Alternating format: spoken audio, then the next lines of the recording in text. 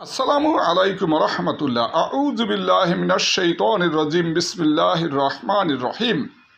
আলহামদুলিল্লাহি রাব্বিল আলামিন। আর রহমানির রহিম মালিকি ইয়াউমিদ্দিন। দুনিয়াতে যত নিয়ামত আছে এর মধ্যে সর্বশ্রেষ্ঠ নিয়ামত মানুষের জন্য সেটা হলো আল্লাহর পক্ষ থেকে তার জন্য যে ইলম দান করা হয়েছে সেটা। আল্লাহ পাক রহমান এবং রহিম, যাবতীয় জ্ঞানের আধার। তিনি জানেন কোন জিনিসের মধ্যে মানুষের মঙ্গল আছে এবং কী কারণে মানুষ বেশিরভাগ আল্লাহর পক্ষ থেকে রহমত প্রাপ্ত হবে এবং সম্মানিত হবে। আল্লাহ পাক মানুষের হেদায়েতের জন্য যুগে যুগে নবী আলাইহিস সালামদেরকে পাঠাইছেন এবং তাদেরকে আল্লাহর পক্ষ থেকে কিতাব অবতীর্ণ করছেন। এই কিতাবের মধ্যে 104খানা কিতাব, তার মধ্যে 100খানা সহিফা এবং পূর্ণাঙ্গ মর্যাদাশীল শ্রেষ্ঠ কিতাব 4খানা। এই শ্রেষ্ঠ 4খানা কিতাবের মধ্যে তৌরিত কিতাব, এটা হজরত মুসা আলাইহিস সালামের প্রতি আল্লাহ পাক নাজিল করেন। জবুর কিতাব নাজিল করেন হজরত দাউদ আলাইহিস সালামের প্রতি। ইনজিল কিতাব নাজিল করেন হজরত ঈসা আলাইহিস সালামের প্রতি এবং কোরআন বা কোরআন শরীফ নাজিল করেন হজরত মুহাম্মদ সাল্লাল্লাহু আলাইহি সাল্লামের প্রতি। এই কিতাবসমূহ আল্লাহ পাক লৌহে মাহফুজে সংরক্ষিত রাখছেন। জিবরাইল আলাইহিস সালাম আল্লাহর নির্দেশে প্রয়োজন অনুযায়ী সেখান থেকে নকল করেন এবং যুগে যুগে যে নবী আলাইহিস সালামরা আসছেন তাদেরকে এই কিতাবের বাণীসমূহ পৌঁছে দিতেন এবং নবী আলাইহিস সালামরা বা রসুল সাল্লাল্লাহু আলাইহি সাল্লামরা তারা এই কিতাবের বাণীসমূহ উম্মতদেরকে শিক্ষা দিতেন এবং এর উপরে চলার যে পদ্ধতিগত অবস্থা সেটাও বাতলাই দিতেন। আল্লাহ রসুল সাল্লাল্লাহু আলাইহি সাল্লাম যখন নবুয়ত প্রাপ্ত হননি তখনই হিলফুল ফুজুল নামে একটা সংগঠন সৃষ্টি করেন। আর এই সংগঠনের মেইন কাজ ছিল জনকল্যাণমূলক, সমাজসেবামূলক। তাতে যারা অনাথ বা গরিব, অভাবী, তাদেরকে সুষ্ঠুভাবে চলার একটা ব্যবস্থা, যারা পথিক অথবা মুসাফির তাদের পরিচর্যা করার জন্য বা তাদের সুবিধার জন্য এবং সামাজিক যত রকমের অনাচার অবিচার আছে সেটা যাতে না হয়, সমাজ যাতে সুষ্ঠুভাবে চলে এবং মানুষ যাতে শান্তিতে থাকে, এইরকম লক্ষ্য নিয়ে আল্লাহ রসুল সাল্লাল্লাহু আলাইহি সাল্লাম তার প্রথম জীবনে নবুয়তের আগে এই সংগঠন সৃষ্টি করেন এবং জনকল্যাণমূলক কাজে তিনি তার এই সময়টাকে ব্যয় করেন। তো নবী আলাইহিস সালামরা বিশেষভাবে দুনিয়ার প্রথম থেকেই তাদের নবুয়তি দায়িত্ব পালন করেন এবং আল্লাহর পক্ষ থেকে যে কিতাব আসতো সেই কিতাব অনুযায়ী তাদের যে নবুয়তি দায়িত্বগুলি পালন করতেন।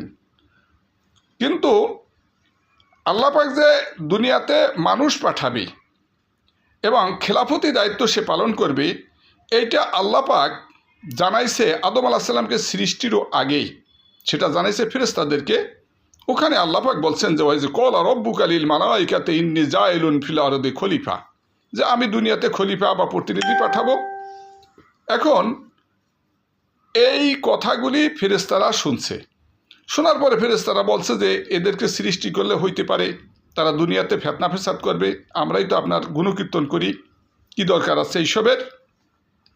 আল্লাহ পাক এইটার একটা পরীক্ষা নিল যে আদম আলাইহিস সালামকে সৃষ্টি করা, তার ভিতরে যে বৈশিষ্ট্য, এইটা অন্য ফেরেশতা অথবা অন্য কোনো মাখলুকের মধ্যে আল্লাহ পাক রাখেননি এবং এই শ্রেষ্ঠত্ব প্রমাণের জন্য আল্লাহ পাক যে কাজটা করলেন যে আল্লাহ পাক আদম আলাইহিস সালামকে এমনভাবে জ্ঞান দিলেন আসমা এলেম বা হাকিকি এলেম, এর মাধ্যমে সে জিবরাইল এবং মিকাইল আলাইহিস সালামের মাধ্যমে 200 বছর বিশ্বব্রহ্মাণ্ডের বিভিন্ন জায়গা ভ্রমণ করেন এবং এর মাধ্যমে এই ওরিয়েন্টেশন কোর্সের মাধ্যমে তিনি সব জিনিস আয়ত্ত করতে সক্ষম হন আল্লাহর কুদরতের দ্বারা। এরপরে ফেরেশতাদেরকে নিয়ে আল্লাহ পাক আদম আলাইহিস সালামকে জিজ্ঞাসা করলেন এবং ফেরেশতাদেরকেও জিজ্ঞাসা করলেন এক এক জিনিসের নামধাম, ক্রিয়া প্রতিক্রিয়া, স্থায়িত্ব। কিন্তু ফেরেশতাদের রিলেটেড যতটুকু জানা আছে ততটুকু তারা উত্তর দিচ্ছে, সব কিছুর উত্তর তারা সঠিকভাবে দিতে পারেনি। আর আদম আলাইহিস সালামকে যখন এই টেস্ট নেয় আদম আলাইহিস সালাম সব কিছুর যথাযথ উত্তর দেন। তখন সবাই সমস্বরে প্রমাণ সাপেক্ষে দেখল যে আদম আলাইহিস সালাম তাদের থেকে শ্রেষ্ঠ যোগ্যতা বা গুণগত মানের দিক থেকে। তখন আল্লাহ পাক তাদেরকে বললেন যে তোমরা আদমকে সম্মানের সেজদা করো, অর্থাৎ সেজদা করার জন্য নির্দেশ দিলেন। কিন্তু ওখানে সমুদায় ফেরেশতা সেজদা করলো, কিন্তু শয়তানও তাদের মধ্যে ছিল। শয়তান সেজদা করলো না।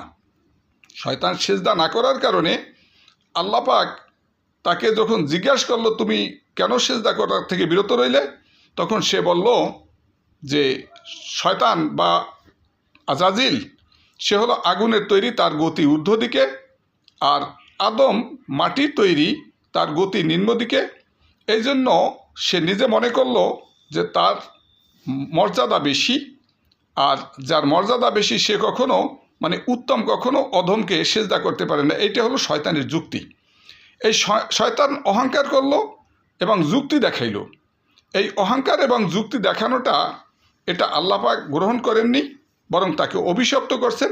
আর তখন শয়তান আল্লাহর কাছে আর্জি পেশ করছে, আপিল করছে যে সেজন্য তাকে দীর্ঘমেয়াদী আয়ু দেয়, অর্থাৎ দুনিয়া যতদিন থাকবে সেও যাতে দুনিয়াতে বসবাস করতে পারে এবং মানুষের ক্ষতি করতে পারে, সেই জন্য সে প্রতিজ্ঞাবদ্ধ হইল এবং আল্লাহর কাছে সে চ্যালেঞ্জ ছুড়িয়ে দিল যে তোমার যে বান্দারা আছে এদেরকে আমি একজনকেও ভালো পথে থাকতে দেব না এবং জান্নাতে যাওয়ার সুযোগ দেব না। তো এখন আমাদের বুঝতে হবে যে জান্নাত কী জিনিস। জান্নাত হলো আল্লাহর পক্ষ থেকে এমন আরাম আয়েশের বস্তু যেটা দুনিয়ার কোনো চক্ষু দেখে নাই, কোনো দিমাগ উপলব্ধি করতে পারবে না। এবং এইরকম বলা হয়েছে যে কোনো মানুষ যদি দুনিয়াতে জীবনের প্রথম থেকে শেষ অবধি, অর্থাৎ মানুষ যে 60 থেকে 65 বছর জীবনযাপন করে, এর মধ্যে যদি সারা জীবন শুধু সুখে থাকে, এরপরে যদি তাকে জাহান্নামে ঢুকানো হয়, তাই জাহান্নামে ঢুকানোর 1 মিনিট যদি রাখা হয় এবং এরপরে বাহির করে আনার যদি বলা হয় দুনিয়াতে তুমি কতটুকু শান্তি করছো, ওই 60 থেকে 70 বছরের আরাম তার মনেই থাকবে না। সে বলবে দুনিয়াতে কোনো আমি শান্তিই করি নেই। আর কোনো মানুষ যদি দুনিয়াতে এমন অশান্তি হয় যে দুনিয়াতে আসার পর থেকে মৃত্যুর পর্যন্ত, অর্থাৎ ওই 60-70 বছর জিন্দেগিতে সে কখনোই কোনো শান্তি চোখে দেখে নাই, এবং তাকে যদি জান্নাতে ঢুকানো হয় এবং 1 মিনিট জান্নাতে রাখার পরে যদি বাহির করা হয় আর যদি বলা হয় তুমি দুনিয়াতে কতটুকু আযাব বা কষ্ট পাইছো, সে বলবে যে আমি দুনিয়াতে যে কোনো দিন কষ্ট পাইছি এইটাই আমার উপলব্ধি হইতেছে না। এটার মানে হলো জাহান্নামের শাস্তি যে কেমন ভয়াবহ এটা একমাত্র আল্লাহ ছাড়া এর বর্ণনা পূর্ণাঙ্গ রূপে কেউ দিতে পারবে না। এবং জাহান্নামের যে ভয়াবহতা এইটা যেমনিভাবে কেউ উপলব্ধি করতে পারবে না, বর্ণনাও করতে পারবে না, তেমনিভাবে জান্নাতের শান্তি যে কত বেশি ব্যাপক এটাও কোনো মানুষ বর্ণনা অথবা উপলব্ধি করতে পারবে না।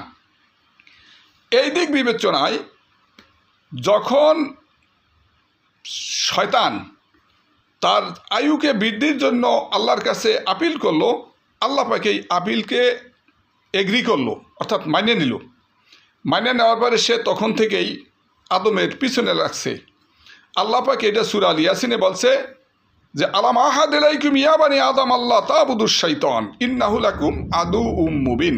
অর্থাৎ যখন মানুষ কিয়ামতের ময়দানে আল্লাহর কাছে বলবে গুনাহগাররা যে আল্লাহ গুনাহ করছি বা খারাপ কাজ করছি শয়তানের কারণে, তখন আল্লাহ পাক বলবে যে তোমাদেরকে আমি বলি নাই যে হে আদম সন্তান তোমাদেরকে আমি সতর্ক করছি যে শয়তান তোমাদের প্রকাশ্য শত্রু। এই শয়তান 104খানা কিতাবের উপরে ইলম রাখে। তা এখন প্রথম যে কিতাব নাজিল হয়েছে ওই কিতাবের উপরে তখন সে ইলম নিচ্ছে। পরবর্তীতে যখন হয়েছে সেইভাবে আস্তে আস্তে শেষ পর্যন্ত আমাদের আখিরের নবী হযরত মুহাম্মদ সাল্লাল্লাহু আলাইহি ওয়াসাল্লাম যখন দুনিয়াতে আসেন এবং তার প্রতি এই কিতাব নাজিল হয়, এই কিতাবের উপরে সে জ্ঞান অর্জন করেন। এই বাহ্যিকভাবে এই জ্ঞানগুলি সে অর্জন করছে। তাহলে বোঝা যায় যে ইনিশিয়াল পর্যায়ে শয়তানেরও অত বেশি জ্ঞান ছিল না, যেহেতু তখন তো কিতাব প্রথম থেকে তো সব কিতাব নাজিল হয়নি। তাহলে বোঝা যায় প্রাথমিক যুগের মানুষ যতটুকু বুঝতো, পরবর্তী যুগের মানুষ অভিজ্ঞতা লব্ধ এবং এই জ্ঞান থেকে প্রসারিত জ্ঞান এবং ব্যাপক বিস্তীর্ণ জ্ঞান, এইটা বর্তমানের মানুষ যতটুকু জানে এটা আগেকার জমানার মানুষের জন্য দরকারও হয় না এবং অতটুকু তারা জানতো না, এমনকি শয়তানও জানতো না।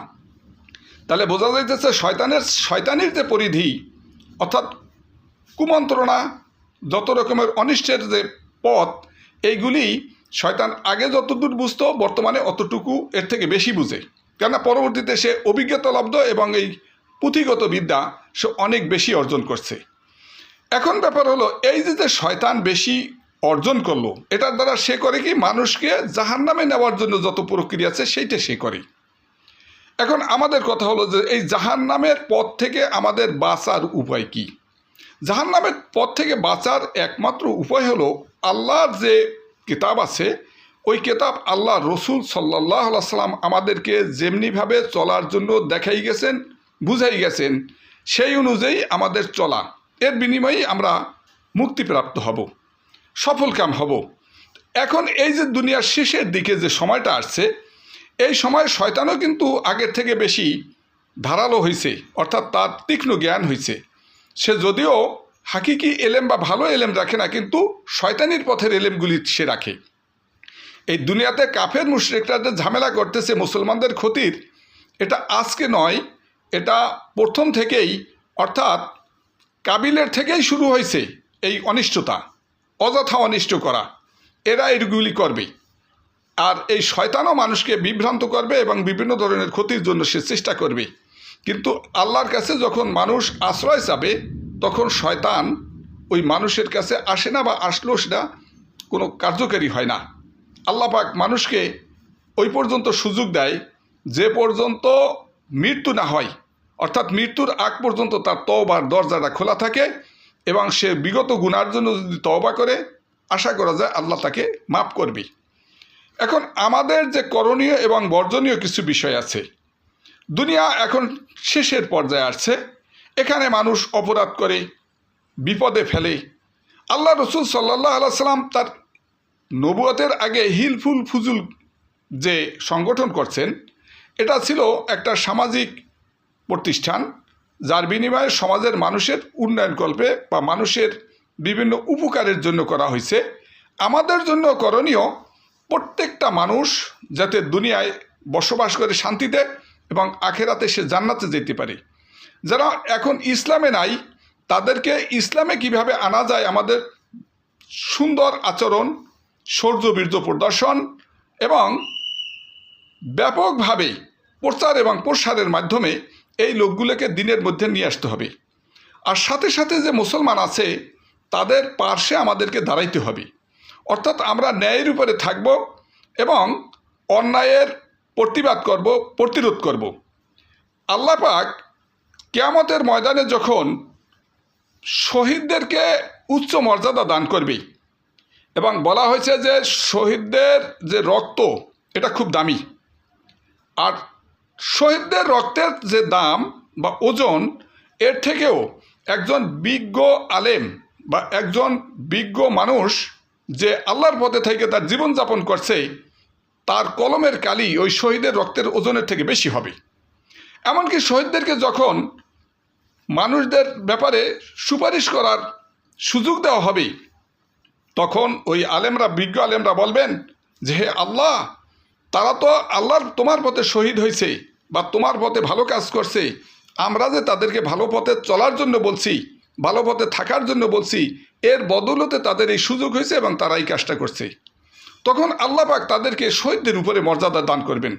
তো এর থেকে আমি যে জিনিসটা বুঝাইতে চাই, যে বর্তমান সময়ে আমরা কোনো কিছু জানি না, বুঝি না, এইভাবে যদি আমরা চলতে থাকি, এইটার দ্বারা আল্লাহর কাছ থেকে আমরা মাপ পাবো কিনা আমরা জানি না। কারণ হলো কি, যে যখন যেরকম পরিস্থিতি হয়, ওই পরিস্থিতি মোতাবেক ওইটাকে মোকাবেলা করা, এইটা হলো সচেতন মহলের নৈতিক দায়িত্ব এবং এইটাই তার কর্তব্য। এখন আল্লাহ পাক তো আমাদের যে জ্ঞান দিছে, আমাদের উপরে যে সম্পদ দিছে, আমাদের যে আয়ু দিছে, এইটার উপরেই আমাদেরকে জিজ্ঞাসাবাদ করবে।